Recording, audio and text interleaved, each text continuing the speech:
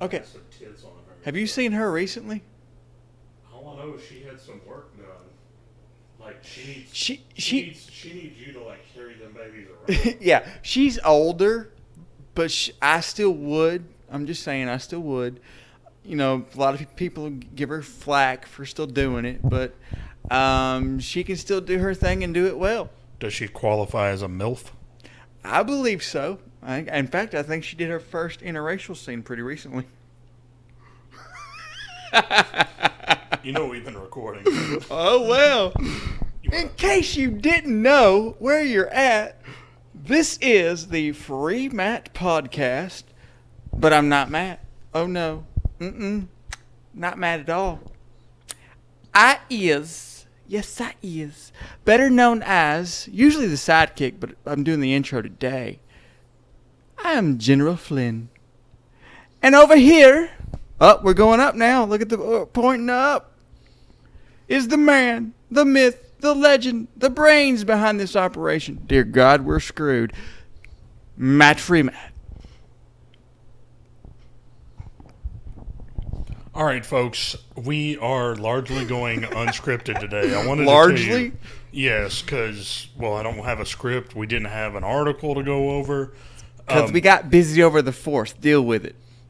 Well, beer happened. Yeah, and I polished off whiskey the other night and hashed out some bad shit in my life. So, yeah, the Flipper's back. Ladies and gentlemen, the Flipper. We call him Flipper, Flipper, faster than lightning. No one you see is smarter than he. I think that's how it goes. Flipper.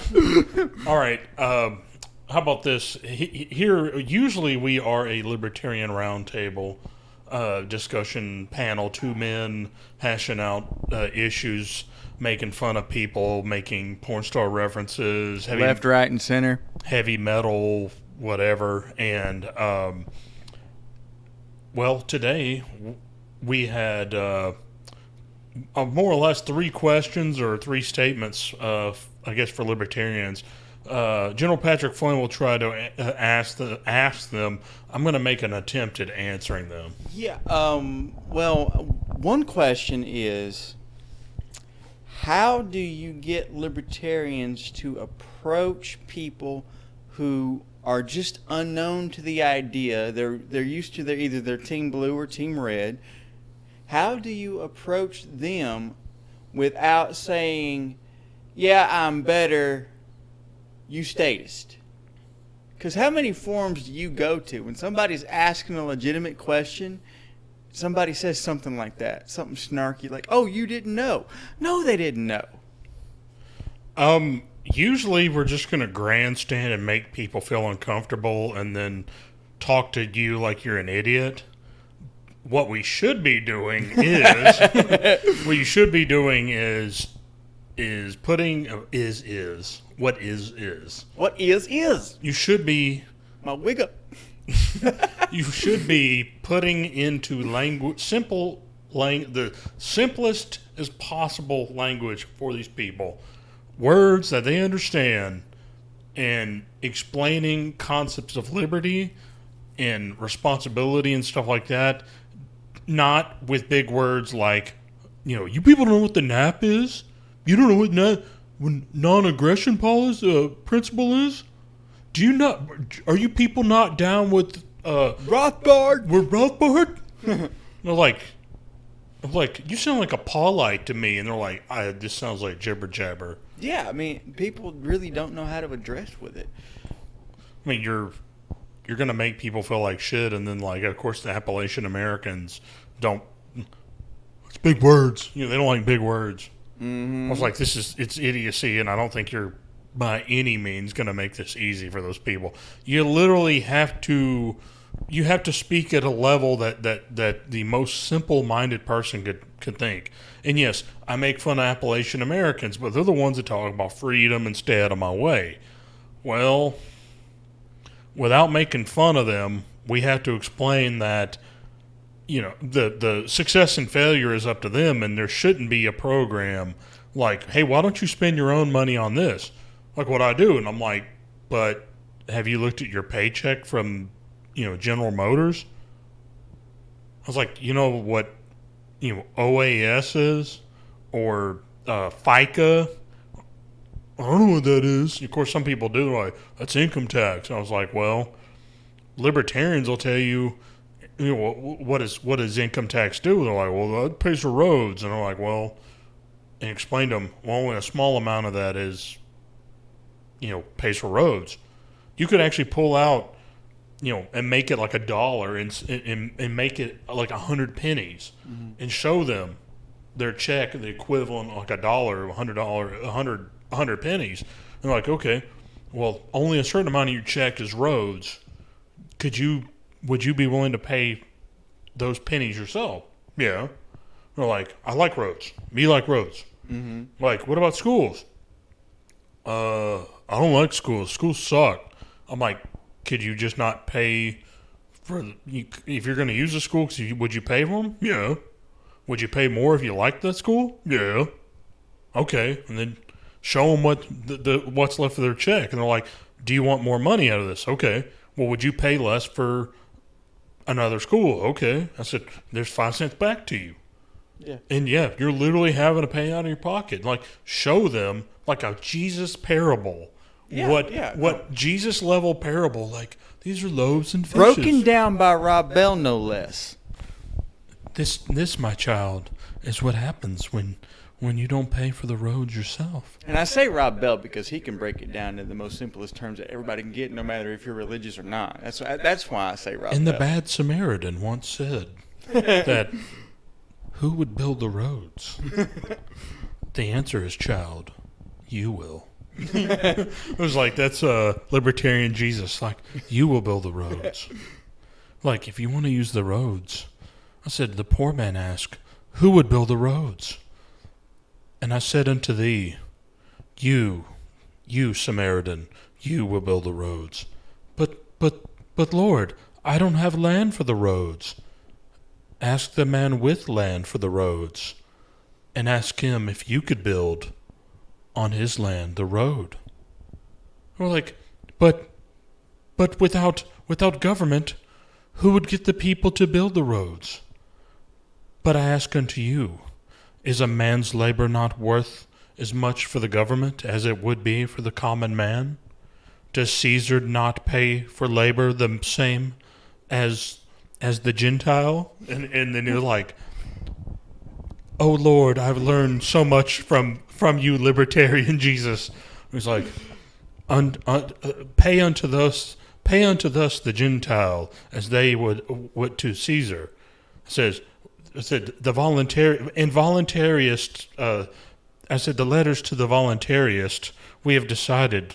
It says the voluntarist write to Libertarian Jesus and say, "Oh Lord, what do we do about the roads? Like, let the Gentiles build the roads." And you're like, thus ends the reading of Voluntarist 1, chapter 3, verses 12 through 16. Gold.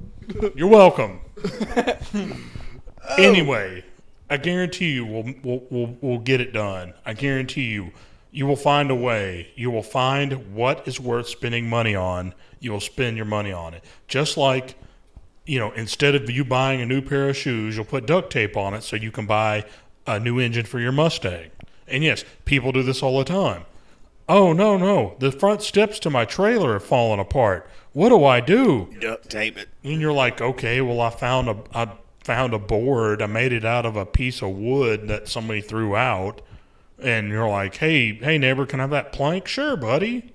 I don't mind doing that. You coming over for barbecue later? Sure. So you fix the step with that piece of wood that somebody gave you. You're like, you make priorities. And I guarantee you in life, when you pay for things, you would make priorities. Or you'd even build a road through your own land. You're like, come on, guys. Mm-hmm. Hey, instead of you paying $3 a year, you can only pay me $2.10. And you're like, come on, buddy. It's like in Libertarian Jesus and in Rothbard 12, What? Oh, yeah, it's blind myself here. There we go. In Rothbard 12, you know, Rothbard 12. in second Rothbard verses 1 through 3. No, Well, this kind of branches off into actually another question for you. Because, I mean, we've kind of touched on how you explain to people the approach, and it's just basically, if you want to break it down in the most simplest of terms, it's don't be a dick. Just talk to these people like they're actually rational human beings and explain it to them. Now, when you're explaining to people, because usually they're going to come from either the red camp or the blue camp, generally the people from the red camp are predisposed to the idea of limited government, you know, cut spending, tax breaks, and all that good stuff. Problem is they never follow through with it. It's a little bit different on the Democrat side. And when I say Democrat, I don't mean you're quote-unquote liberal. Because I feel like it's the same way when I say conservative, I don't mean conservative in the terms of a neoconservative. I feel like neoconservatism and liberalism are the two extremes of both parties that are bad for everybody. I really do. But how would you explain those similar concepts to a Democrat who is more about governmental control and centralization of power?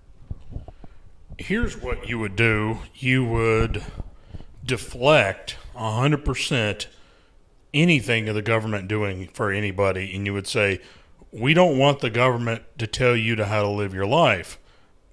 The vast majority of libertarians don't want to tell you how to live your life. They don't care if you're gay or straight or, tranny or, like pansexual or whatever. So basically start the conversation with more of a question, like something like, do you own yourself? And kind of branch it off to property rights and self-ownership. Is that what you mean? Yes. And say, we use the framework of the non-aggression principle, and it's a framework. It's not a rule. It's not like case law and common, English common law. And we don't want to tell people how to live their lives. They're, as long as it's not hurting another human being, we want them to, negotiate in good faith. And there's a lot of non-written rules that govern how you live. And most libertarians feel there's a lot of leeway in people to make mistakes in their lives. And that's something that I think conservatives and liberals both don't remember. There's so many statutes and laws and stuff. Most libertarians, they have loose frameworks. And yes, I might make jokes about Somalia all the time, but rules. Well, that's our summer home. Yeah. Rules and laws versus, rules versus laws is rules. It's a framework, and there's like customary laws, what I'm getting at. Yeah, I feel like the rules are the more negotiable of the two, and laws feel more, for lack of a better word, ironclad. For me, a rule would be, don't touch that picture. A law would be, don't kill. Well, think of it this way: the governance of rules, and there's what I mentioned about customary, and I don't even like the term law for the customs. Please, not customary from Somalia. Nice.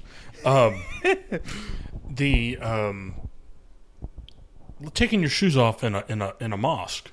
Yeah. Or even a white carpeted house. And there's something that if you know anything about, I read about religion, and even in like Sharia law countries, it's a custom. Like, I don't even know if that's a law, but it's something you don't do, and it's up to you. People are very forgiving. People, say you're a visitor to the mosque, and you walk in there and you're completely bumfuddled, and they're gonna have somebody come out and say, "Hey, take your shoes off," and point at somebody that doesn't have a bunch of people without shoes on. Hey, over there, just throw your shoes. Nobody's, and it's a custom. It's there's a governance in your behavior, and one of those things that governs your behavior is your interactions voluntarily with other people. Mm-hmm. And yes, at a mosque, even as a visitor, that's something that most people are like, they understand. And, what we mentioned about laws is, unjustified killings. Mm-hmm. And things like unjustified killings. We're talking about assaults without reason. And things like that, taking another person's property when it was not part of a contractual agreement, and things like that. It's aggression. Those are things about aggression.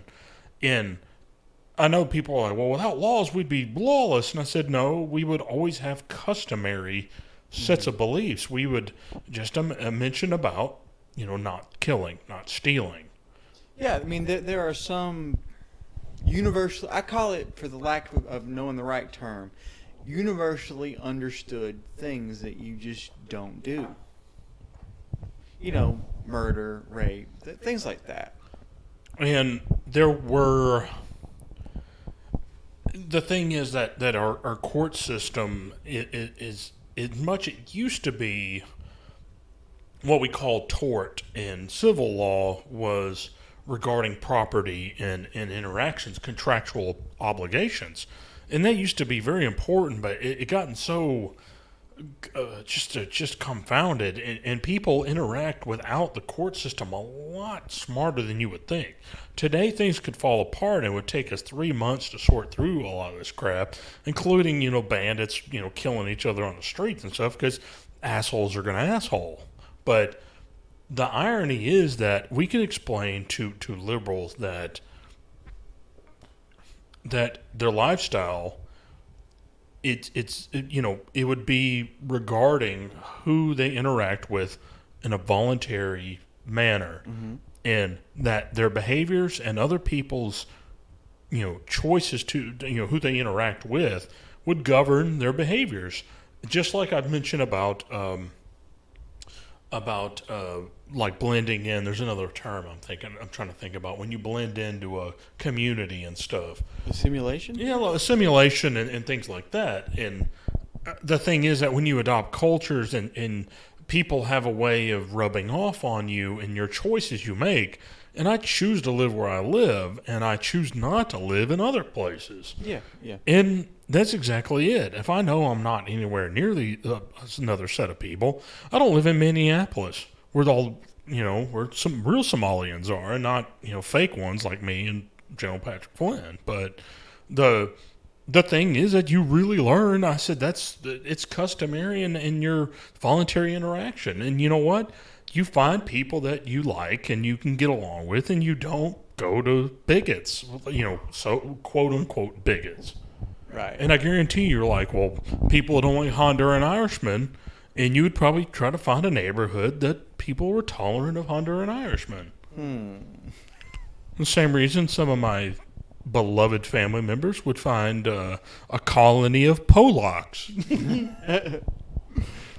So basically, you would start with the concept of something that we could all agree on, which would be self-ownership, and kind of work it back that way. Like, these people don't. We ought to. I said it's ridiculous. A ridiculous nature that your voluntary interactions they govern your behaviors and how you act. I said if you use government to try to enforce a way of acting and stuff like that outside of your right to property and right to self, I says it's shit. I mean, and you explain to like gays and trannies all that stuff, and I value these people's interaction, even though I don't agree with their. Yeah, I don't agree with the science, but you don't agree with the science or necessarily the life choice, but you do recognize the thing that made that choice is a life and is worth some sort of acknowledgement and respect. I don't hit these people with bricks. Yeah. I don't hit a gay guy with a brick because he's gay. I don't, target him and say, his life isn't worth anything. He's a gay, right, yeah. And I don't hit a transgender lady like Aria.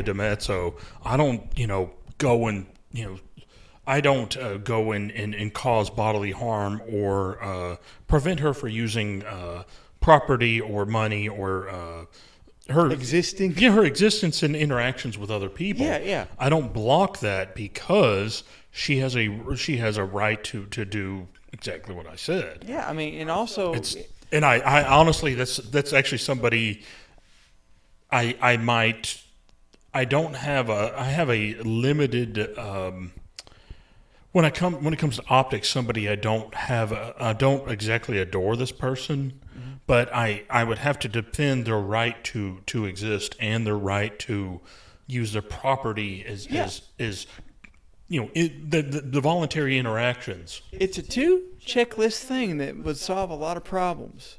Once you realize, or at least I really, explain the whole, do you own yourself and self-ownership? Then you just ask 2 simple questions.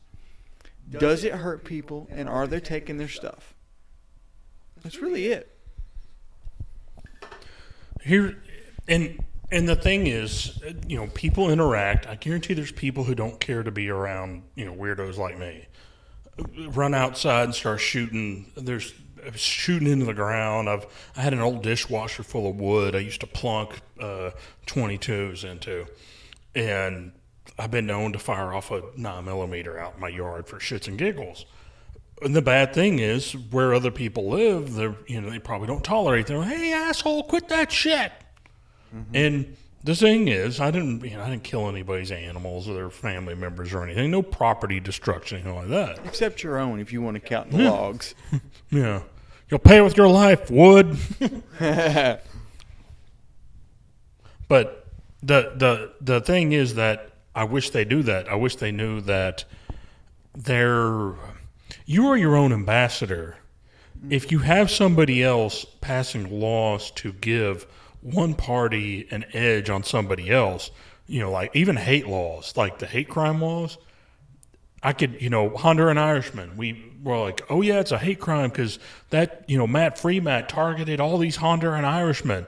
But I'm like, if I went and beat up a bunch of white folks, the same amount of white folks, it wouldn't be a hate crime, it's just an asshole. Yeah. Like a attempted murder. But it's a hate crime if I target Honduran Irishmen. I'm like, it's a hate crime if I attack the white people too because I'm a hateful asshole. No, I don't believe in hate crimes. I committed aggression and violence against these people. That was the crime, not the fact that I hate people. Mm-hmm. And I'm hateful, against a lot of people. I hate everybody equally. Slayer reference. What was it? South of Heaven. No, I just like South of Heaven. Oh, okay. Yeah, I was about to say, because that very lyric, I hate everyone equally. You can't tear that out of me. No segregation, no separation, just me and my world of enemies. I don't know. Remember that one? Disciple. Is it the one that's misspelled? It's off of, I believe it is the first track off God Hates Us All. Oh, God. Which is one of my favorite Slayer albums. Those are classics. A crazy little thing called love, formerly known as God Hates Us All. Yeah, in fact, it is Disciple. I guarantee it. Oh, man. That album was great. Oh, God, was that? I gotta remember some of those other ones, but yeah. Anyway, folks, I was thinking about Repentless the other day. I'm kind of glad you mentioned that. Ah, yes, possibly the last studio album from Slayer. They made a trilogy of songs that were kind of like the coup de grace on the freaking, I mean, it's a good way to finish up. It's not like they finished up with Saint Anger or anything. Well, yeah, I mean, it's true because, hell, I love Metallica, but I will give Saint Anger flack myself. I just know that is, I cannot defend that album. I'm sorry. It's just, no. But, it's even Slayer. Liberals can't defend Saint Anger. Exactly. Like, get that shit out of here. Like, oh, I'm sorry. Exactly. I didn't defend anybody. And Metallica's my favorite band. Let's just be clear. Metallica's always been my favorite band. But that one album. Hey, guys, I represent Antifa, and I want to give you guys a trigger warning. Hear everybody start clapping, doing the... I think St. Anger Sucked is a Metallica album, and I think they ought to throw all the copies into the off the Golden Gate Bridge. Antifa comes to the rescue. Like, St. Anger sucks. The one and only time, right? It's like, who cares that they shit all over the streets? Anyway, Okay. back to another question. Well, you mentioned Antifa. Do you think any kind of message that preaches self-ownership could be reached by somebody from one of those groups? If you go to the libertarian socialist element of some of the other, like originally the Occupy Wall Street had libertarian socialist people in it. You'd have to reach the people that went from the Occupy Wall Street movement and head them off at the pass and say, hey guys, stay away from, by all means, actual like syndicalist level people, and say, we need to not do this. Can we just go back to the voluntary interaction? Mm-hmm. You go to the companies you work for, you bust your ass, and you throw it in their face and say, hey, we want to work and we want you to make money, but we want a bigger pie, and that's all it takes. The by any means necessary Antifa people of today, most of them don't work. The people that do are, generally speaking, a bunch of Chaunceys that don't put any effort into it.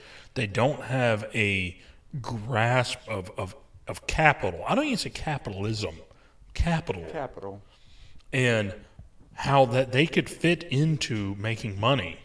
And I've always said, instead of asking for pay raises, say, I want to take risk, and say, would you cut my pay, 35 cents an hour?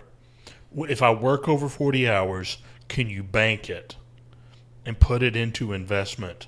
Like, say, I mentioned even floating a bill, like a bond, floating a bond, an equipment bond, say, hey, the workers that worked over this bought into this bond, and say, payable over like 10 years, and there's coupon payments and notes, it's a maturity over a certain amount, and say the people who work here paid this much money into it, what I mentioned about sweat equity, the payments, that's payments. Yeah, we were talking about that. Yeah. I don't know if it was on camera, but we were talking about that last time we were here. And tell these people, like I mentioned some of the more, they were left libertarian types that were involved with Occupy Wall Street, and say the people that they put their blood and sweat into it, and say that's an avenue on how we want to support this.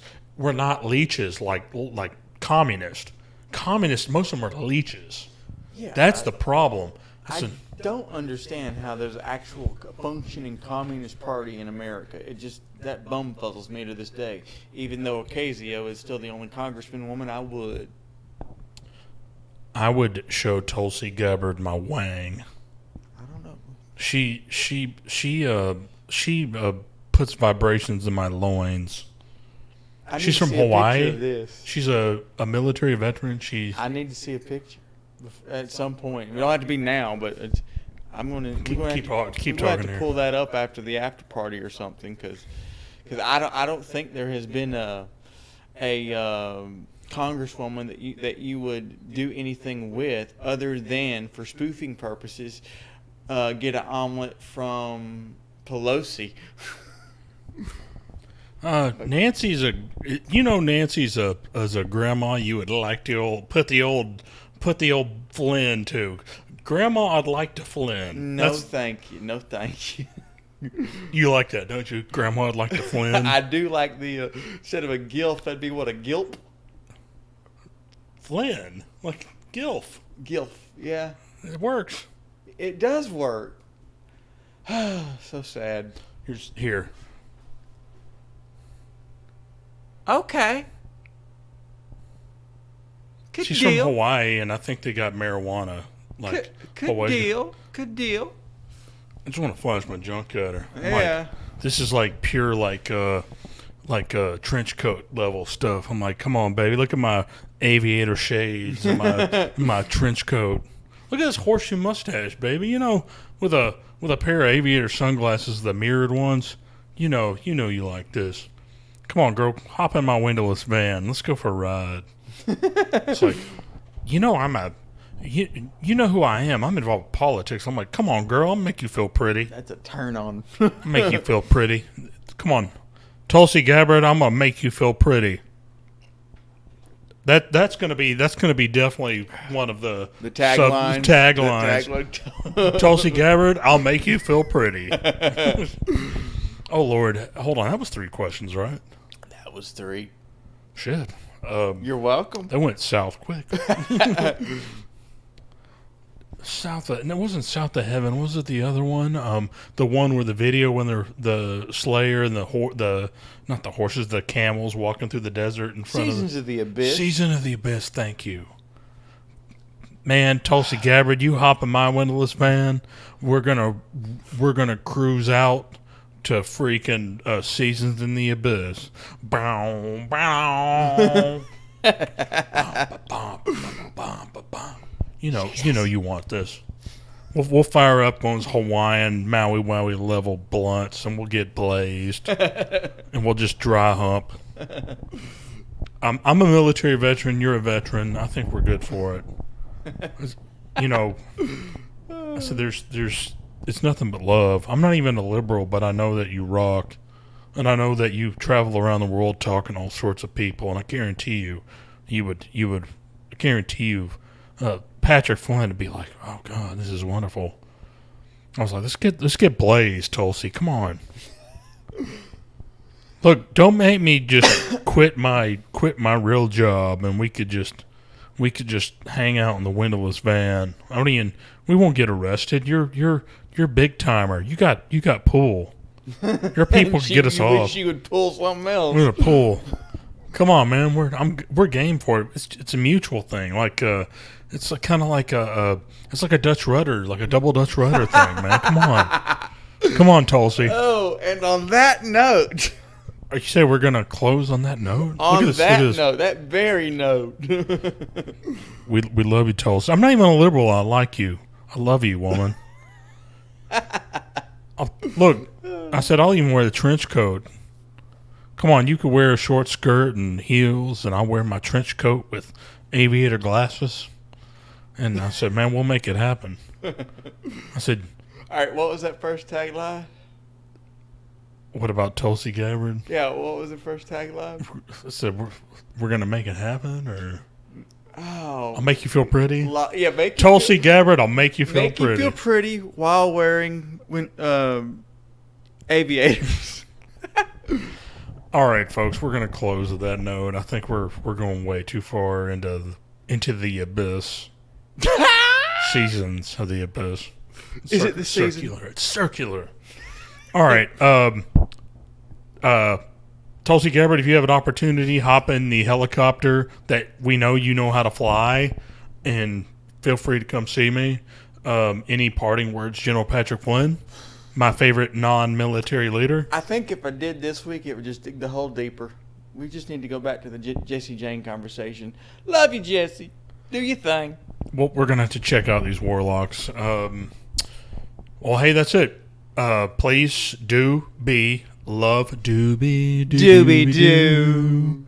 Doobie doo. Strangers in the night. Doobie doo. And there is no penguin. Yep. Love one another. Spread blessings when you can. Have a good week. Thank you.